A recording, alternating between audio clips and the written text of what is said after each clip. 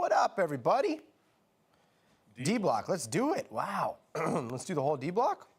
All right, I love that idea. Guys, you're going to get a preview of the D block. It's going to happen a little bit out of order today.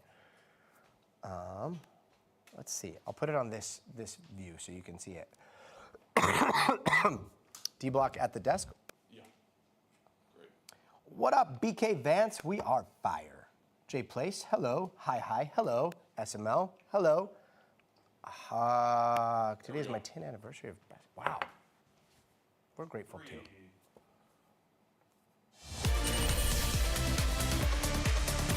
And in tonight's Future of Everything, to use AI or not to use AI? That is the question for most students these days. But what happens when you choose not to use AI but are still accused of using it? Well, that's when it gets pretty complicated. Take a look. I knew him, Horatio. In any given generation, there are bound to be those who get big fat zeros on Shakespearean essays. But the kind of zero Eleanor Kanina found was a modern-day sling and arrow of outrageous fortune. They thought I used AI.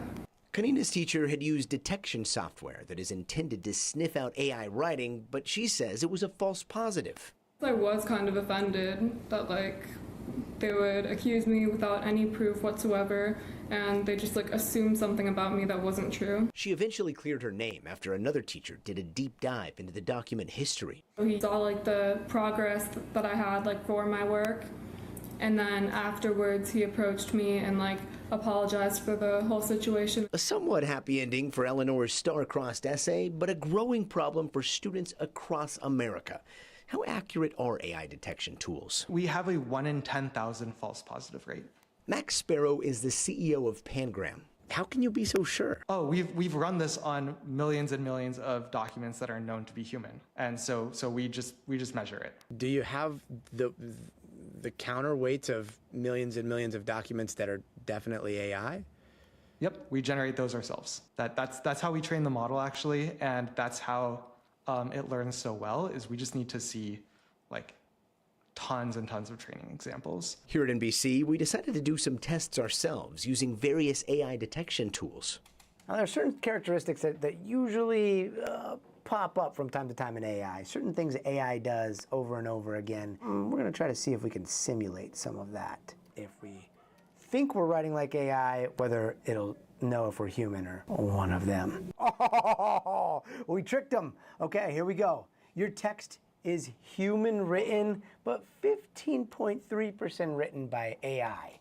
When asked about our little test, a Pangram spokesperson said, in the same way one can imitate a famous author well enough to fool an expert, it's possible to intentionally imitate LLM styles such that it fools Pangram, especially with short samples. I was recently accused of using AI on an assignment. Kanina has taken all of this as a call to action. She's launching a petition to make sure her classmates in North Carolina don't suffer a similar fate.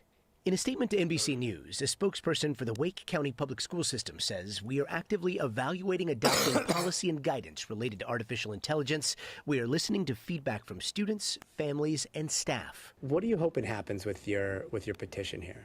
I just hope that the school district puts in some policies that actually protects students from all this. And they talked to me a bit afterwards, and it does seem like they're planning on doing it, but I just hope that they actually do. Solution? Could you imagine? Meanwhile, for sports fans, there's nothing like the thrill of a big win or the agony of a heartbreaking loss, right? Well, this summer, from the World Cup to the NBA championships, there's been plenty of both, but all that adrenaline may be doing more than just impacting your emotions. It could be affecting your body, too, so NBC's Dr. Akshay Syal has the science behind the way we feel about sports. As a doctor, I'm qualified to say America has a fever. A sports fever. From the World Cup taking over the U.S. coast to coast, to the New York Knicks ending a 53-year championship drought. This summer, sports fans feeling the highs and lows. I'm just sad. But what's going on under the surface? So much is happening in the brains and the bodies of fans and people when they're watching a sport. So you get the release of hormones like the stress hormone cortisol, like testosterone, and you get bodily changes like increases in heart rate, increases in stress levels. Researchers looking into how the body reacts to watching sports have found significant markers of higher stress levels, almost like the fans are actually on the field. The stress levels and heart rates of the fans really mimic what is actually going on the pitch. Professor Christian Deutschler tracked soccer fans' vitals for 3 months while their team was in the German Cup final. He found that the heart rates of the fans spiked when they scored a goal, and overall, people's pulses jumped an average of 41% while watching the final. You could actually visually identify 3 days of being different to all other days, and these were days where the team was actually playing. And it's not just soccer. A study in the U.S. found blood pressure and heart rates in football fans rose during games in the 2009 NFL playoffs. And those impacts could have a dark side. One report found deaths in Los Angeles actually increased significantly after the Rams lost the 1980 Super Bowl, and decreased 4 years later when the Raiders won it. This is still extremely rare. It's not an overwhelming risk that I think people should be cautious about. We went to a sports bar to watch the Yankees take on the St. Louis Cardinals, to see if fans had noticed any of those physiologic symptoms. Talk to me about that thrill you experience. What does it feel like? Yeah, you're always pins and needles. You're on the edge of your seat the entire time. What does your body feel like when you watch sports? Very stressed out. Your heart is racing all the time. Yeah. And for some reason, I just feel so much a part of it. In the playoffs, there's no break. It's just a long, drawn-out stress test. And by the way, regularly combining these heightened stress levels with greasy food like this might be something you want to think about. Bowl games are back, bigger and better than ever.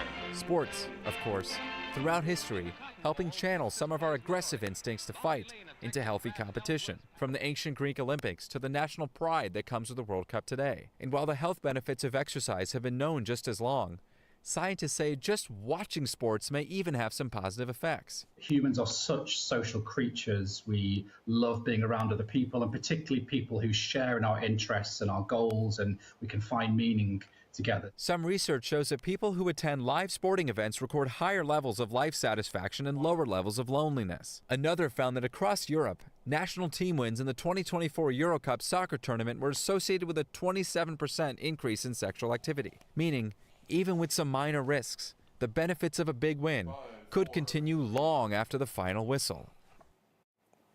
Dr. Akshay Sayal bearing the lead there. Doctor, thank you so much.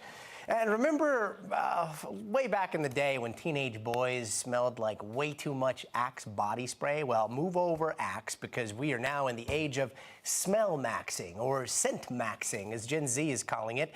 And it's got teen boys hooked on luxury colognes. NBC's Valerie Castro has this one. A surprising item on some boys' back-to-school shopping lists this year. If you don't own at least one of the 10 fragrances I'm about to list before school starts, you might be cooked. Luxury colognes. Not a new concept, but many brands are now connecting with a new, hard-to-reach audience as smell maxing takes off among young boys on social media. Here is how to apply fragrance like a Sigma. It's all about finding your signature scent, layering different perfumes and colognes together, and sometimes shelling out hundreds on luxury bottles. As teenage boys swap the once popular Axe, introducing Axe deodorant body spray for men, for brands like Armani. Now the fragrance industry is taking note. For example, Coty, the maker of Calvin Klein and Hugo Boss fragrances, is moving to grow its scent business that's becoming a big sales driver. Its CFO saying it's a fantastic way to bring in Gen Z customers, offering an entryway into high-end shopping with prices starting around $100 for popular fragrances like Dior Homme and 1 Million by Rabanne. It mirrors the Sephora tweens trend of mostly Gen Alpha girls going crazy for skincare, something we've been following. Do you feel like they're growing up too fast? Yes. This shift is driven by frag heads who tell their viewers what scents are worth their allowance money. Which YSL fragrance should you buy? Why ice Influencers cologne? like Noelle Thomas, a 20-year-old content creator with more than 1 million followers on TikTok. We know that more young men and teenage boys are growing their interest in the fragrance world. Why do you think that is? First off, I think it's a really beautiful thing because fragrance in itself is such a gorgeous art. Young men aren't as confident and going out there as much as they used to be, let's say, and fragrance can just be an extra confidence boost. He says his platform is about more than smelling nice, branding himself as a fragrance and self-improvement influencer. I want to improve my appearance, I want to improve my charisma, I want to improve my health and my lifestyle. fragrance just comes along with that. And the online hype is translating to real-life sales, with TikTok shops seeing more sales of men's cologne and fragrances than women's perfume for the past 2 years, according to an e-commerce analytics site. It comes as the share of teenage boys who say they wear a fragrance every day has spiked in recent years, jumping 10% between 2023 and 2025 to more than half of respondents, according to an investment bank survey. And smell maxing is different from looks maxing. The controversial beauty trend focused on maximizing physical attractiveness, with young male influencers like Clavicular gaining steam, despite a mental health warning from TikTok if you search the term. Still, as kids are turning to fragrances younger and younger, critics say smell maxing can go too far. There was a 9-year-old kid that recognized me on the street, and I asked what fragrance he's wearing. He happened to be wearing a $400 Louis Vuitton fragrance. It's all drawing concerns about body image anxieties and overconsumption. I always say to my followers, don't overspend. That's like an easy trap to fall into with fragrance. Scents like YSL Y and Dior Sauvage are especially popular, with some people shelling out hundreds of dollars per bottle just to get the perfect scent combination. Wait, what's that smell? Time will tell if it's a fleeting fad or a trend that lingers. Valerie Castro, NBC News. Of course, Sam Brock is there spraying. Number 1, take a shower too. Number 2, don't use as much as you think you need. Still to come, how this little robot on wheels is helping keep a community in Maine accessible for all. But first, you got to see this, because it might be the last sight we see of Starship 13 literally floating off into the sunset. It's very picturesque. SpaceX just put out that footage. They're trying to tow that thing through the Indian Ocean to Australia, but unfortunately, it looks like the seas are getting pretty rough. It might start to sink any minute. Elon Musk saying recovery is not looking good. But on the plus side, it was the softest splashdown we've seen so far. We could see another launch of Starship 14 in the next few weeks, maybe even with a shot at catching it with those massive chopsticks. So more to come. Stay tuned.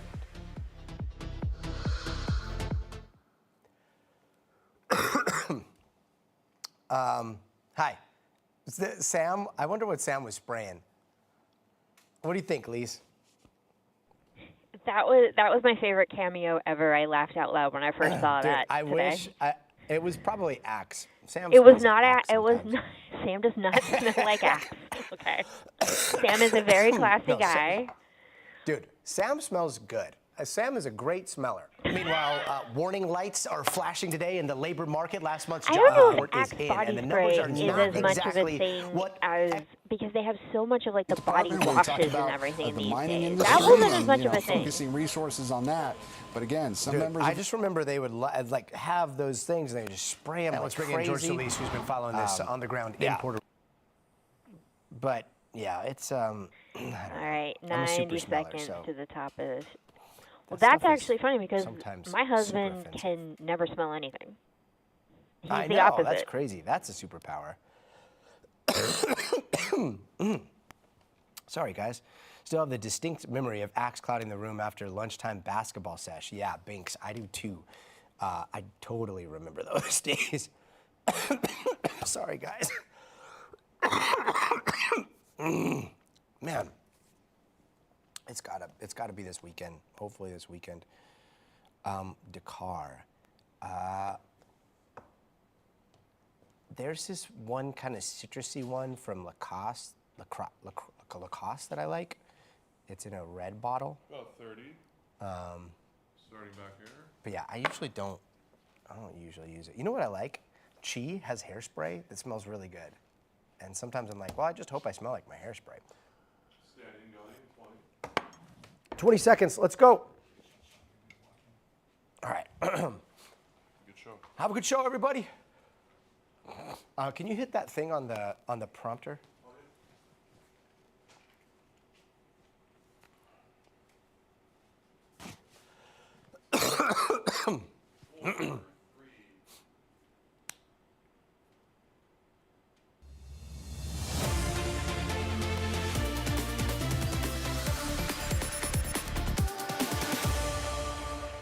Hey, there, I'm Gotti Schwartz, and we start tonight with more than 180,000 people in Puerto Rico now rationing water in pretty drastic ways. Major shortages have people without access to water for days, waiting in lines like this. You see people trying to store water in anything they can. There was a woman that was, I mean, right there, she's using, that is a container for soda crackers that she's using to fill up. But for some lucky enough to see a little bit of running water today, it's barely even been a trickle. Listen to this.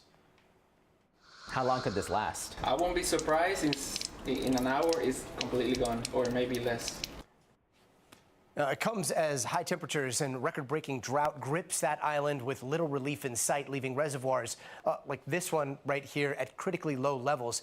Now, FEMA is stepping in to help, working to bring water trailers to Puerto Rico to help provide potable water for at least the next 30 days. Now let's bring in George Solis, who's been following this on the ground in Puerto Rico. George, can you tell us a little bit more about the water rationing schedule that you're seeing out there, and what are you hearing?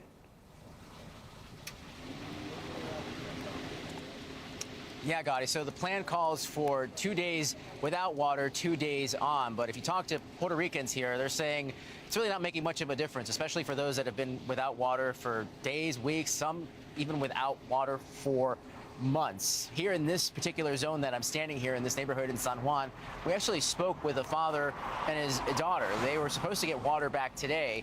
They invited us into their home, and of course, that moment that we were all waiting for to see what was going to happen when they turn on the faucet, just a few drops, a trickle, if you will.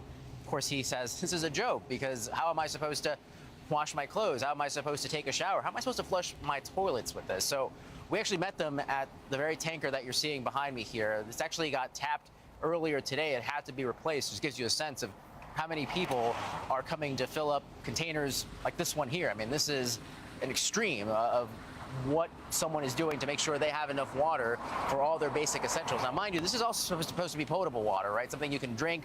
Many saying they're not using it for that, just for the essentials at home. But the frustration here on the island, of course, growing because this is a crisis that has no end in sight. As I mentioned, spoke with a number of residents here. Here's what they told me.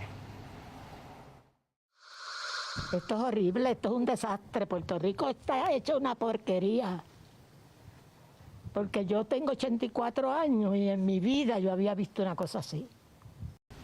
Yeah, just again, that sense of frustration there, Gotti, from residents. I mean, that woman calling Puerto Rico a disaster in very colorful language to a degree. And they're saying that's because of the infighting here. I mean, this is a situation that, sure, has been made worse by the drought, but they're saying the reality is this has been ongoing for a very long time with the aging infrastructure that has not been corrected.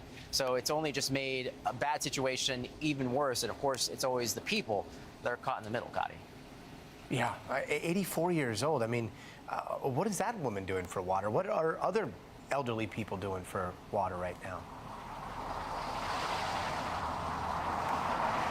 Yeah, I'm so glad that you asked. So Carmen, who you met there and saw that in our interview there, has a potable water tank on the roof of her home, and it's one of the larger ones. She said she got it there after Hurricane Maria. She was actually using it to give water to the entire neighborhood. Everyone was coming to her because they knew she had water. She said without it, she would be living without water for the last 30 days, if you can imagine that. So it was running low because, of course, everyone was coming to her home.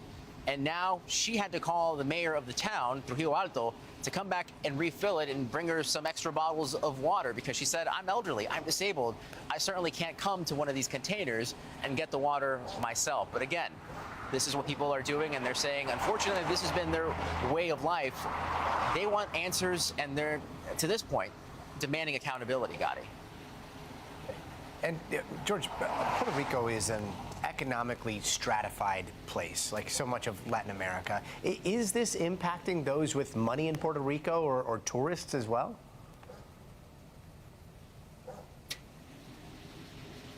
Well, I mean, when we talk to people, we're asking them, I mean, how is this reasonable? I mean, how could this be happening in an American city? And so many are saying they don't have the answer to that. They're counting on agencies like FEMA, who, by the way, has said that they are working with the government to provide more of these tankers here. But, I mean, these municipalities that are mostly impacted right now, again, officials saying they don't really know how long these rationing measures will need to take place. Of course, in other areas, yes, other people that have money, that have large reservoirs or tanks at their home aren't largely impacted. But again, these are people with families that are living in some of these communities that are impacted. So, of course, eventually, the longer this crisis continues, the more challenging it's going to be potentially island-wide, especially when you think and see that the main reservoir here in San Juan is essentially already tapped. So, again, many, many questions about what's going to happen as we are prolonged into this drought period. And keep in mind, it's also an El Nino phase, so conditions are drier and hotter than they normally are. So, I mean, again, when you think about these families that are filling up these water jugs, particularly elderly, they have to do so in the heat as well. Gotti? The things we take for granted every day. George Solis, thank you so much. And tonight, wildfires out in the west taking a deadly turn. The FAA is investigating after a helicopter crashed while fighting a massive fire in Utah, killing 2 people on board. That fire now ripping through more than 100,000 acres, breaking records for land burned. And out in Spokane, Washington, firefighters from more than 25 different states are battling 3 fires as heat and strong winds threaten to fuel flames over the weekend. And new details are emerging about the suspect accused of starting at least one of those fires.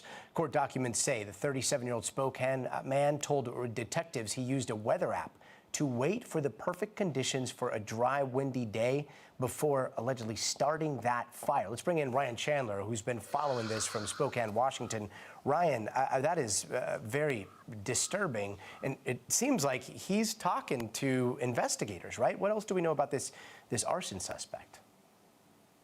He is, and he's being incredibly candid in a very disturbing way. This suspect, Aaron Farinacci, is clearly a very troubled individual. He has a long mental health record, and he confessed to investigators this weird obsession with fire. He said he likes that it's powerful and beautiful, and he wanted to create as much destruction as possible. Unfortunately, this is also a man who knew what he was doing. Investigators describe him as an intelligent man who knew law enforcement tactics and the mechanics of how to start a really bad fire. He even looked at the forecast to see when the humidity would be low, when the winds would be high, and that's when he chose to ignite this. And you see the effects of this. We've been speaking with neighbors today about how they process the fact that all of this destruction and heartbreak was intentional, and that brought some to tears, wondering how they could possibly be made whole, how they could ever forgive somebody accused of arson in a situation like this. We know that he is in jail tonight on a $2 million bond, the judge agreeing that they cannot let him out easily with such an extreme fire risk in the area. He's pending a psychological evaluation he didn't make a plea of guilty or not guilty, I think pending the results of whether he could be mentally competent to stand trial, Gotti. Yeah, with more than 2,000 people expected to be fighting these fires this weekend, do you think that they're going to be able to make a pretty sizable impact?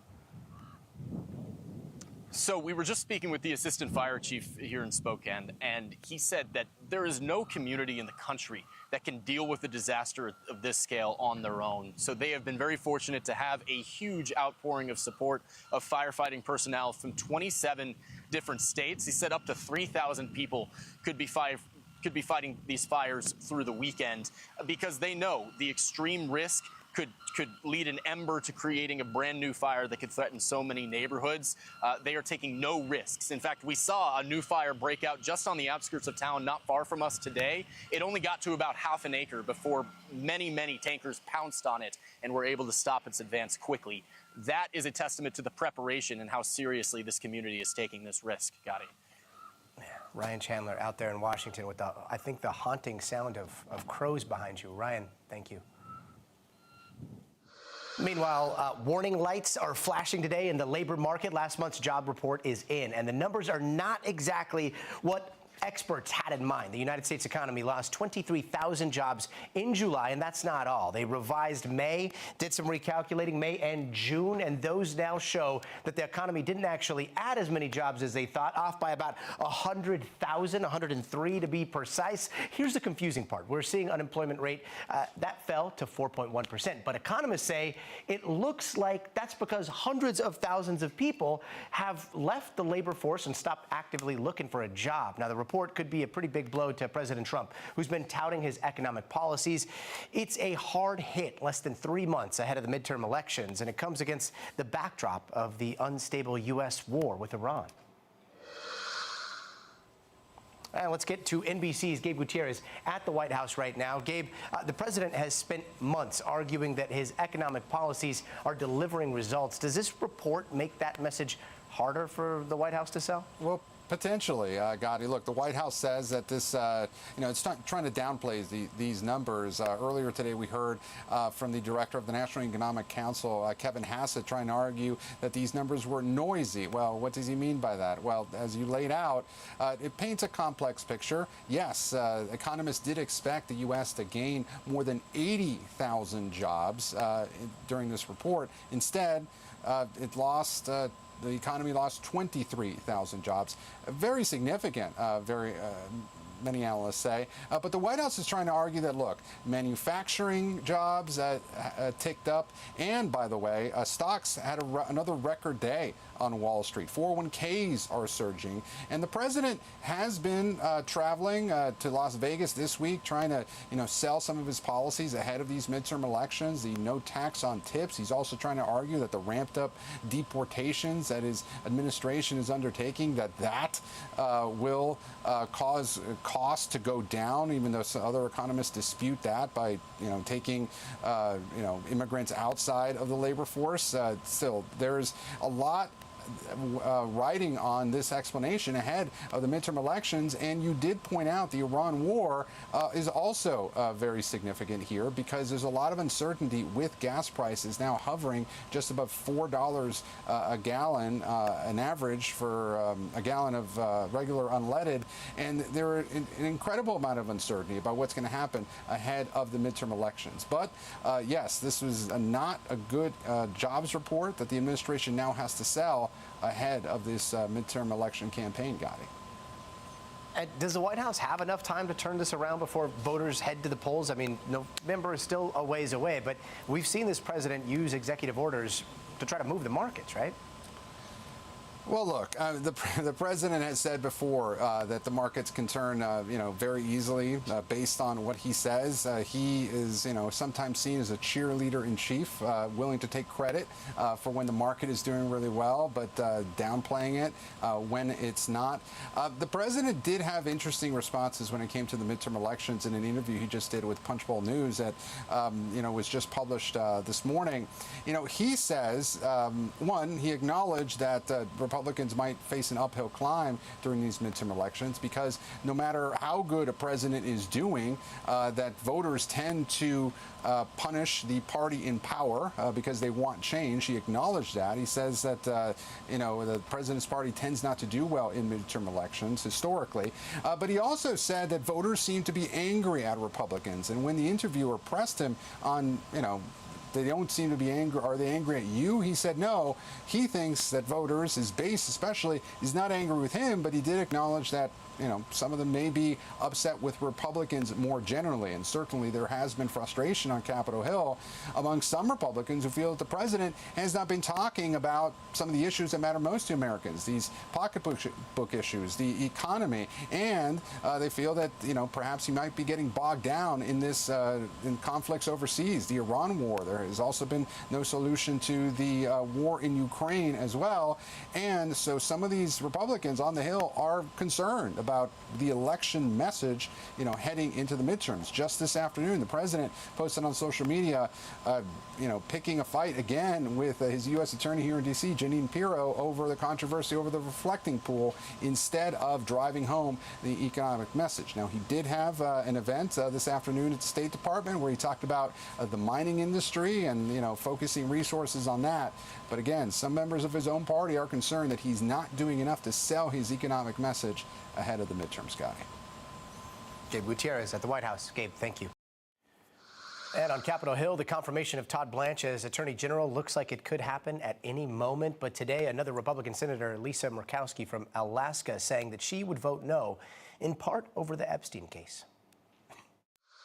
The ongoing way that the Epstein files have been handled, and the way that those who were initially victimized by Mr. Epstein or his affiliates, how they now feel that they have been made a victim by their own government because of just sloppy redaction. And joining us tonight is one of the victims of Jeffrey Epstein, Liz Stein, now an anti-trafficking advocate. Liz, thank you so much for joining us tonight. First off, what's your reaction to what we saw today on Todd Blanche's nomination? Well, we started the day cautiously optimistic. We were so pleased to see that Senator Murkowski decided to vote no. And we really believe that she came to that decision because her constituents in Alaska reached out and let them know how they felt about the handling of this Epstein case. I say often that there has been so much political emotion infused into this case where it really doesn't belong, because what we're looking at is a crime. It's not about politics, it's about the crime of sex trafficking.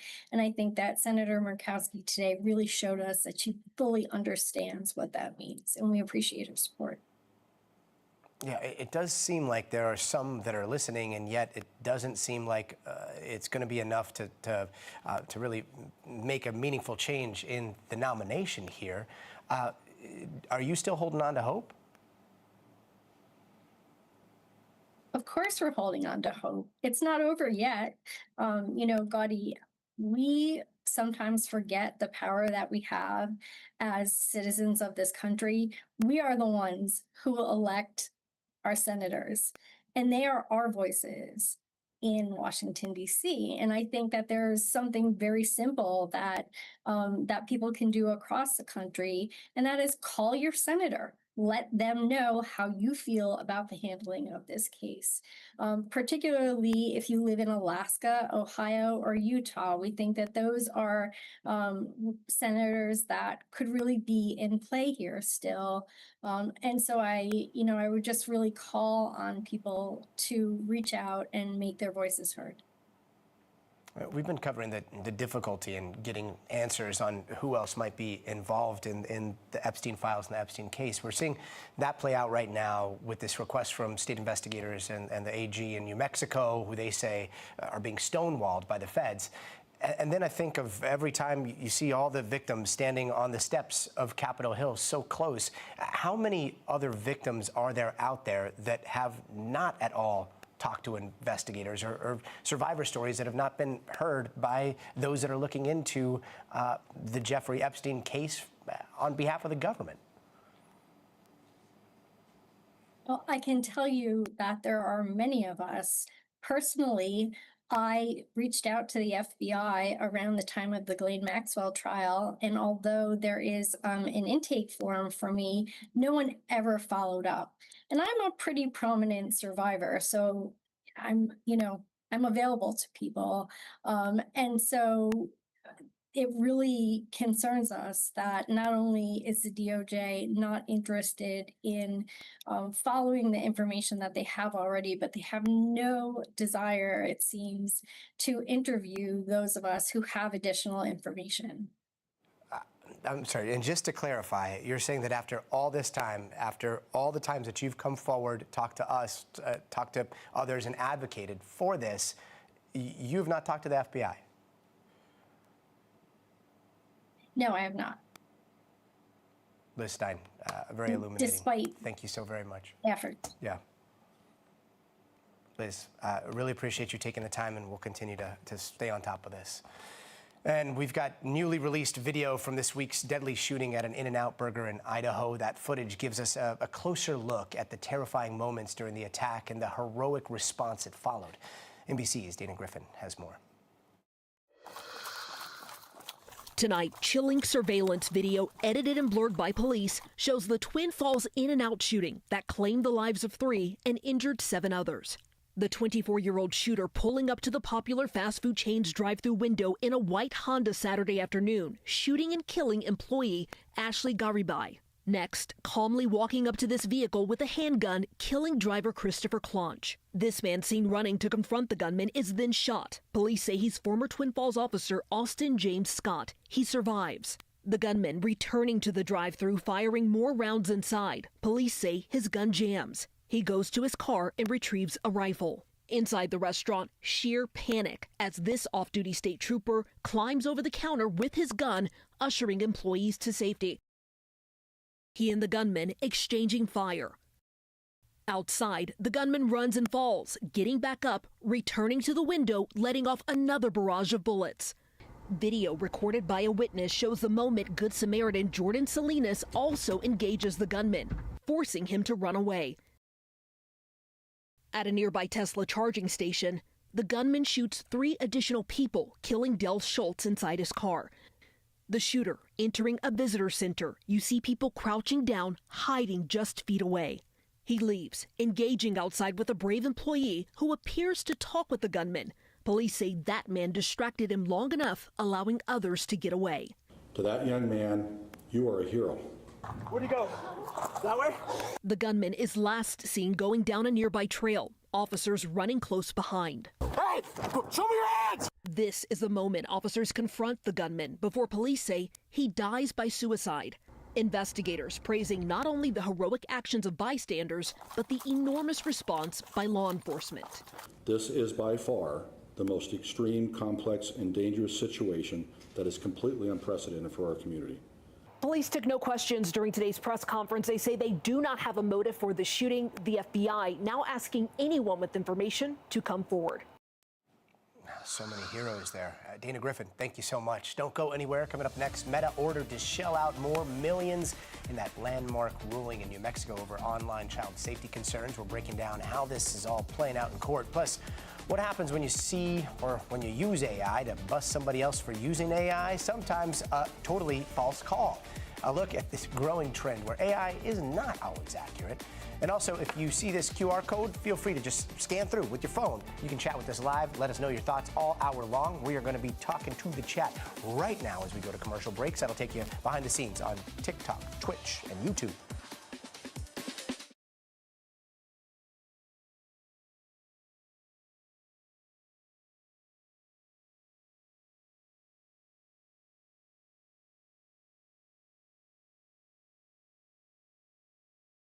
For 6 months. Doesn't China cloud seed peace bucks? I think they do. I don't know if cloud seeding, you can't make, cloud seeding is a real thing. And it can be effective, but you can't make clouds out of nothing. You have to have some precipitation up there.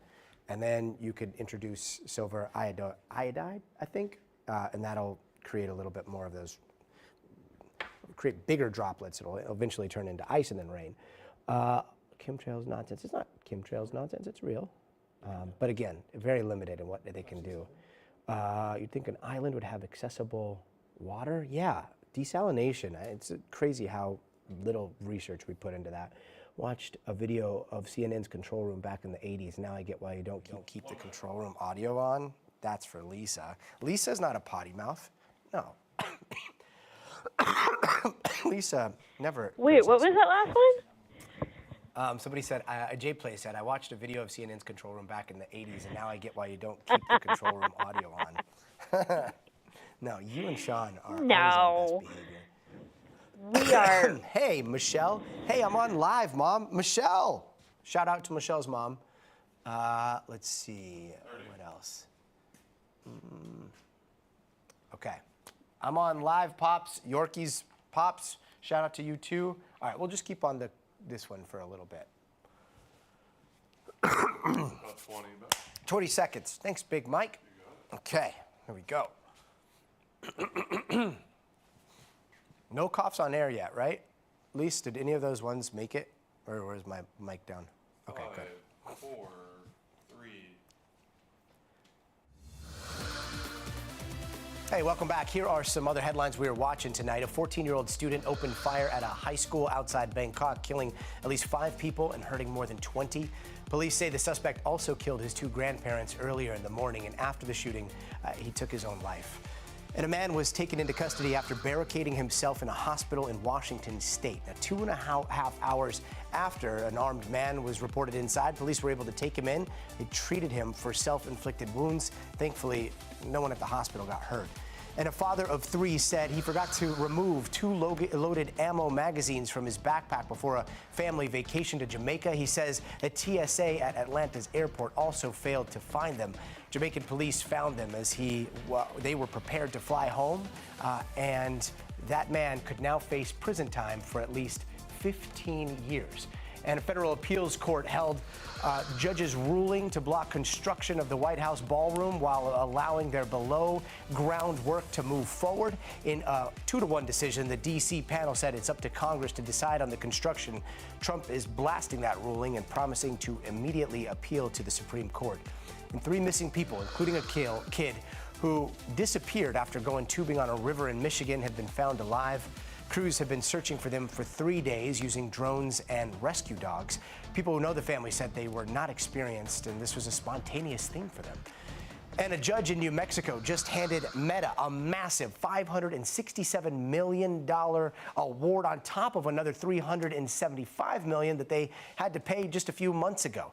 This is all after a judge found Meta is not doing enough to protect young people using their platforms. That ruling also orders the company to make some changes, including hiding like counts for minors, limiting the screen time on Meta's apps, and restricting push notifications overnight. Meta says it plans to appeal, but this could have implications that go far beyond New Mexico, according to the state's attorney general. The American people are tired of this. They are tired of feeling like the system doesn't work for them. They are unequivocal about the dangers to their kids and their families. They are unequivocal about how they feel about their privacy. Let's bring in NBC News legal analyst Angela Sinandela. Angela, if they do appeal, are we going to see Meta have to comply with everything that the judge has handed down before that appeal is heard? Hey, Gotti. Yeah, so what happens here is that Meta, the defendant, has to ask the judge for a pause on the ruling, for a pause on the judgment.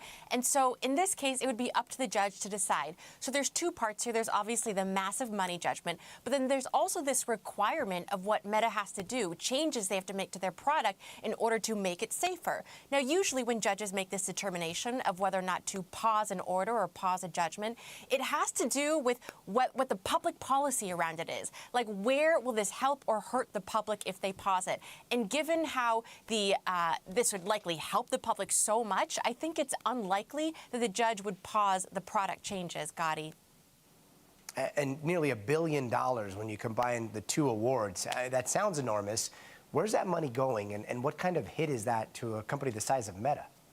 So it's a small hit in terms of their overall budget and the fact that their profits and revenues are just in the many billions, right? But what's interesting here is that usually money judgments like this, when they are brought by a state, when the case is brought by a state, will just go generally back to the state to pay back the state's coffers for whatever expenses that they have made to solve the problem at hand. But in this case, the expenses are very specific. So what the judge did here is say, Meta is a public nuisance. In order to change and improve all of the issues that Meta has caused, Meta has to specifically put $420 million to services. They also have to do prevention campaigns. They also have to do referrals. They have to make sure that this problem that they have caused is actually going to be solved. So the money, even though it just seems voluminous, has actually been carefully thought through to have an effect to solve the problem that the court believes Meta has caused. And this is a state case, right? And we have so many other similar federal cases still kind of working through the courts. What kind of precedent has been set by this state case, and how do you expect this to affect or not affect the timelines of all these other cases? Right, so there's like a specific legal answer here, which is that a state decision like this doesn't actually bind upon other states or upon any federal case. But in actuality, what it means is that all the states around this country are watching right now what has happened. They're watching what Meta's going to do with this appeal and whether or not this judgment is going to stand. Because then what other states do is they will inform how they will proceed with their own lawsuits. They will take the strategies that worked. They will realize where Meta has weak spots and also where Meta is willing to pay up or willing to settle. And so this case will have a massive impact across the country, Gotti. Angela Sinandela, really appreciate you. Thank you. And coming up, we've got another drop of UFO files, and we have been combing through it. There is one case that is sticking out to me, and it happened in Oman, in the Gulf of Oman. What happened when the military opened fire near some mysterious orbs? We're going to tell you. That's coming up.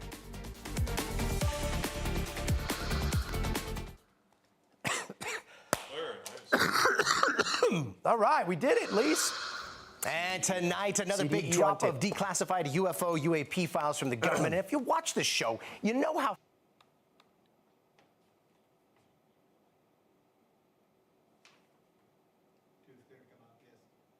So we might have to redo?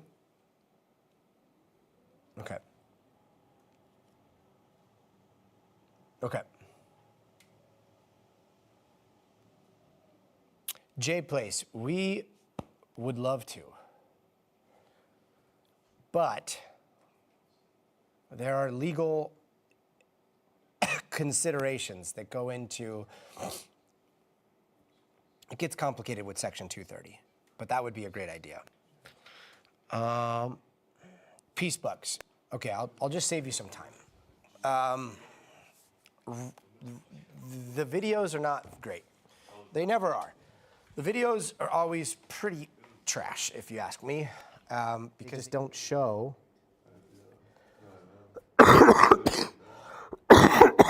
Yeah, you want me to do it right now? Should we do it right here?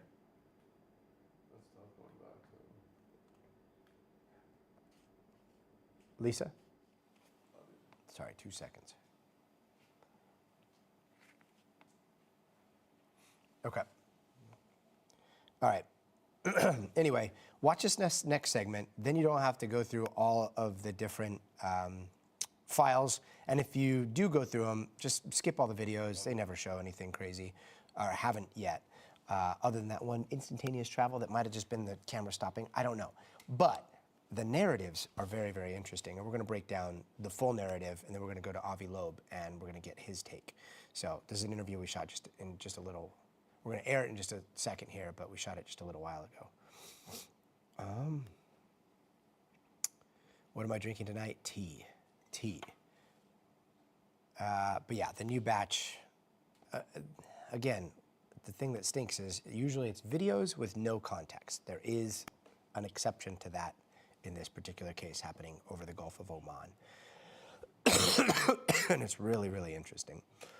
And it's kind of like the Nimitz incident back in 2004, which is, to me, the most compelling UAP thing that we've heard of. Z-Pack, I am on antibiotics now. They think it's a bacterial infection inside of my lungs. So the good thing is I'm not contagious. The bad thing is my lungs, you know? We're not back in the show yet, are we, Lisa? 3 seconds. Okay, here we go. I'm going to put it up full screen. And tonight, another big drop of declassified UFO UAP files from the government. And if you watch the show, you know how frustrating it is when a lot of these videos are released with no context. And yes, once again, we are seeing videos today without the government telling us what it shows or what this thing is in a canyon or what that thing is. All we know is that it was recorded by a government platform or a cell phone. There's no answer on what it is. Maybe this is a drone. Maybe it's a balloon floating around. And it's not just this video. There are other videos too, some of them taken over water. But there is one case finally that has some actual interviews with the crew attached. It is pretty wild. And here is how this story goes right here. In 2021, an American gunship was flying over the Gulf of Oman. It dropped some sort of flare into the water for target practice, right? Well, the report says that when the flare touched the water, the weapons officer looks at it with a sensor. They see these two small orbs hovering over the flare for about 15 seconds. So what do they decide to do? They pull the trigger. They pull that trigger, and the crew, the officer says that in between the trigger pull and the recoil, the UAPs fly away, and from that point, it is on. The crew starts to see 25 or more of these cold orbs flying around as they describe them. Some of them apparently pull out cell phones. They start to capture some of those videos. Those are those videos that you see. It's hard to see exactly what they're shooting because they're shooting a screen, but they describe the orbs as flying in these formations that like interact with each other. At one point, they talk about them flying in a coordinated formation similar to how dolphins playfully swim in a pond. Again, this is an official government document. They clock the speeds from about 250 miles an hour to 1,300 miles an hour. They try to save all of the good footage, not this like crappy cell phone footage. but all of a sudden their DVR inexplicably failed. So it seems like all we have is their word, this narrative, and at least some of these cell phone videos. But what are we supposed to make of this from a rational point of view? Let's bring in Harvard's renowned astronomer Avi Loeb and the head of the Scientific Advisory Council for all things UAP. Professor, great to see you. I'm not sure if you've gotten a chance to really dive into this Oman case, but what do you make of it? Well, thanks for having me. The only interpretation I could think of is that we're dealing with coordinated swarm of drones. This is a real technology that was already employed back in 2021. And the characteristics of formation flying, reaction to a threat, interaction with each other is exactly the kind of behavior you would expect from an autonomous swarm of drones that somehow these drones communicate with each other. But there are some unusual features of this report. For example, the speed reached 1.7 times the speed of sound, and that would not leave an object, a solid object, cold. It's unclear what kind of propulsion these objects have if they can reach Mach 1.7. So there are many mysteries here, and I completely agree with you that it's an unresolved case. And there are two other interesting unresolved cases. If you want, I can go into them. Yeah, actually, I was just going to ask you. I mean, this one is the case, to me at least, that seems the most similar to the famous 2004 Nimitz Tic Tac video. But going through some of these other cases, the lack of the video and the data is very frustrating. But there are some reports in here of an interview that are downright weird. Like the government released some artistic renderings, if we have it, of an incident in the desert where some guys see UAP. One of them has night vision goggles, and you see what that might look like through an artist. But then they go on and he checks his clock, and it's an analog clock. And I think there's a discrepancy of like 20 minutes between his watch that is analog and then the digital clocks that he's around. What do you make of that? Well, we know of time dilation in physics, but it cannot be produced in this particular case as a result of space-time curvature, because the gravitational tide of such an encounter would have dramatic consequences. It would tear the bodies of the witnesses apart. So based on known physics, the only sense I can make of it is that the time difference was initiated by some electromagnetic effect on the digital clocks, which was not effective on the analog clock. But what kind of an electromagnetic signal, I have no idea. It's so fascinating. I'm so glad that you're looking at these with such detail. It's also got some more interviews, quite a few interviews of people that saw black triangular-shaped craft that are kind of like the Arizona Lights way back in the day. One military pilot had seen a lot of lights in the sky that, when I was reading his description, it almost sounds like maybe flaring from satellites. But then he goes on to talk about seeing this massive triangle in the sky above a base in Afghanistan. It's tough because you've got different types of descriptions of things that are unexplained in the sky from the same people, from people that are trained aviators. Do you put stock in some of these triangle reports? Well, definitely. I mean, this description of a giant triangle keeps repeating. I heard a number of other reports decades back of the same thing. One of the reports came from a physicist that I know who witnessed that. In this particular case, the description is that the size of the triangle was about 500 feet, 150 meters, and it was moving at a speed of about 150 knots or 77 meters per second. And the problem here is that no existing operational aircraft matches this size and speed. The largest aircraft ever built is the Strato Launch Rock, and that spans about 385 feet, 117 meters, so it doesn't match up the description. And so we're left with the question of, is this report reliable? Unfortunately, we don't have the actual digital data from sensors to confirm it. And that's what needs to be done, basically. In order for us to resolve these cases, we need better data. The same pilot also talks about all kinds of orbs that last for hours that cannot be explained by satellites. And so this brings me to the point that this should be a serious matter that scientists should be curious about. Skeptics who deny the significance of these anomalies are not curious enough to be genuine scientists. So either we're dealing with unknown natural phenomena, secretive black projects, or these anomalies reflect manifestations of alien technologies. And resolving them is a win-win situation for either national security or fundamental science. And I pray that tonight is the night that you get the call from the White House or wherever that ends with you telling the rest of the world what the heck is going on. Dr. Avi Loeb, really appreciate you stopping by. Thanks so much. And coming up, a North Carolina student pushing back after she says she was wrongly accused of using AI on an assignment. So how foolproof are these systems meant to catch AI? We're going to put it to the test.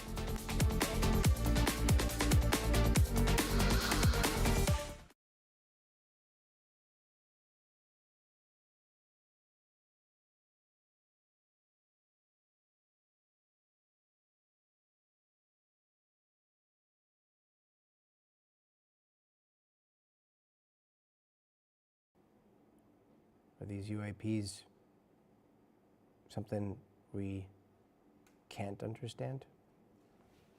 Or are we being bamboozled? Anyway, I'm going to play the rest of the show through here. Talk to you guys on Monday.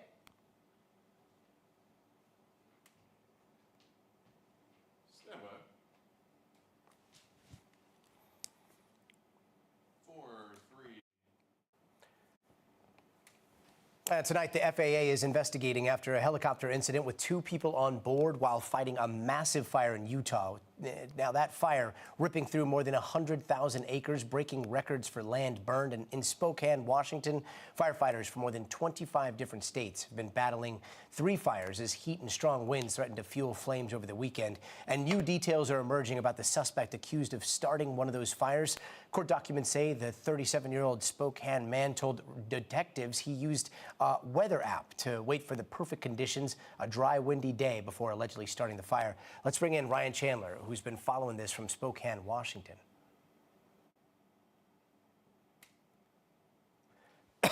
That work, just in case? All right, so that was a pickup that we just did, just in case there's some discrepancy on whether the 2 people that were on board have been found dead. We've heard conflicting reports, so we did an alternate one to be able to cover both possibilities. But I think we're good with what we've reported, but we're going to triple check. So, never here on Mondays. Usually got a podcast to watch live, but this Monday I'm at a concert. So see you Tuesday. All right. Hey, Day. We'll see you Tuesday. Pedro, you enjoy your weekend. Have a good weekend, everybody. We'll see you soon. Clear. Thanks, guys. Great show.